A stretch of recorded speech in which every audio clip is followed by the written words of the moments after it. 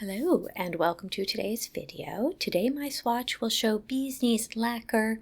This is Caelid. Hope I'm saying that right. I don't play Elden Ring. I play other things, but not that.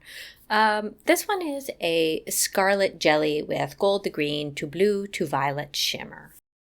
This is the same day that I spilled acetone and stabbed myself in the thumb, so you are going to see a little bandage over my thumb. Sorry. It's better than what's underneath, I promise you. This all because I was running with my hands over my head screaming like Kermit the Frog. I'm pretty happy with the accuracy of the scarlet base here. It really is a red with just a hint of pink in it. Now for the swatch, I really do take my time with this one because I had just finished being upset with myself and being a bit upset that I had spilled acetone everywhere and that I could have ruined my glasses, an electronic device, a table, a chair, and the floor. It was a whole thing. So I just wanted to take my time and be very calm and to try to do it correctly. In one coat, this has some really good saturation for the base. I did swatch this in 3 coats ultimately, but I think in the future I may only wear 2 coats. It will probably depend on the use case and the day, whether it is applied in 2 or 3. I do think the gold to green shimmer that you can see here is pulling the base a bit orange, but I don't think it's an orange. Just like my previous video, this one in the LED lights is showing a gold to green to just barely into the blue category of shimmer. I'm aware of Elden Ring, but I've never played it. I don't really like Souls games. They feel like they're punishing you for wanting to like them. But the hilarious irony is that I'm a Diablo 4 player and I like sorcerers and druids, so am I really opting in for a different treatment? I don't know. If you've ever wanted to try a Souls-like game, but don't want to be at the hands of sadists, I recommend Remnant from the Ashes. It is challenging without being torture. I can't recommend the second game though. Any of the systems in place in the first game that made it less punitive, those have been removed. But the first one is quite enjoyable, I found. I did not mean for this to turn into a game review, but here we are. I suppose all of that just to say, I don't know what the polish names are referencing. I just liked the colors. In the footage, I think coat 2 is looking slightly more opaque than it actually was. If I had gone outside into the sun with just the 2 coats, I think you would have seen some nail line kind of readily. It's not egregious nail line, but I think for those who are sensitive to seeing it, it would definitely be unsatisfying. It's also the first time I'm wearing this polish, so I am testing to see, do I like it in 2 or do I like it in 3?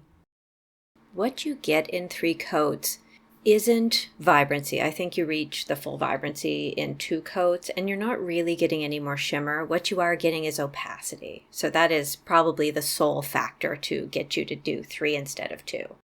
In between me filming my nails here and me doing this voiceover, some swatch videos for the next Elden Ring collection have come out. I'm still trying to get a hold of 4 polishes I thought were going to be available last month but weren't, and I am going to have to add 2 more polishes to my list. Here's another awful admission. I don't really like lion siblings or lion cousins that much. I know, they're just not for me. I do have the green one always free because it's green, and who doesn't love a green? Probably a lot of people, but I love a green. I was a bit interested in the one, I think it was called I Want to Peel You Like a Potato. It was a blue, but ultimately it just wasn't grabbing me enough, and I thought, you know what, I don't need it. But then I saw Elden Beast, and I was like, well, you must be mine. I also saw, I think the new one is called Crabs is Bugs, and thought to myself, a pale grayish magnetic rainbow polish. How kind of you to make a polish just for me once again. And here we are in the third coat. I'm hoping that you're seeing what I saw in person, that the saturation of the base color isn't really changing with that third coat. It's really just, again, opacity that's going to be changing. Unfortunately, you can't see the change in opacity on camera, or at least I don't think so. In my second nail rules video, I did mention trying to pick out more pinks and reds that I do actually like. What I'm looking for is quite an intense color, not necessarily a neon because those are often not jellies, but something bright that it looks luminous in the sun. This definitely met that benchmark. I also wanted to ensure that the shimmer didn't devour the base, that you couldn't see the base color. That way I couldn't say to myself, well, I bought a red. Can you see red? No. How strange would it be if I responded with malicious compliance to my own nail rules? I purchased this polish because when I saw it, I thought immediately of the scarlet ibis. If you're annoyed by the fact that everything reminds me of an animal, this is not the channel for you. That is definitely going to keep happening. My brain just summons up images of animals a lot. This is a thing that will continue to occur. I suppose the only downside to this looking so much like the scarlet ibis is that if I wanted to do a scarlet ibis skittle, it would just be this polish. Not much creativity on my part to just put on a single polish. And here we are in the sun. I did break my ring finger nail just before this, so it does look a little wonky, but we're just rolling with it. We're getting that gold to green shimmer with just a hint of blue. The shimmer here is not the finest of particles, but it's also not large particle shimmer. It's somewhere in between. It's medium particle shimmer. I don't think the polish is completely opaque. I think if you do look at that ring finger, the one that's so ridged, I do feel like you can just barely see through it to the ridges. So I would give this a rating of about 95% opaque in 3 coats. But back to the ibises. They are really astonishingly beautiful birds that are well worth seeing. If you've never seen one, I highly encourage you to just Google them. They give me that feeling of being very satisfied with the world, that something that beautiful can actually exist. They seem fantastical. And we've arrived at the shade footage, and you can see that the shimmer is just nudging that base color more towards a raspberry. The shimmer has some blue, some violet, and some pink in the shade, as well as those greens and golds that were showing out in the sunshine.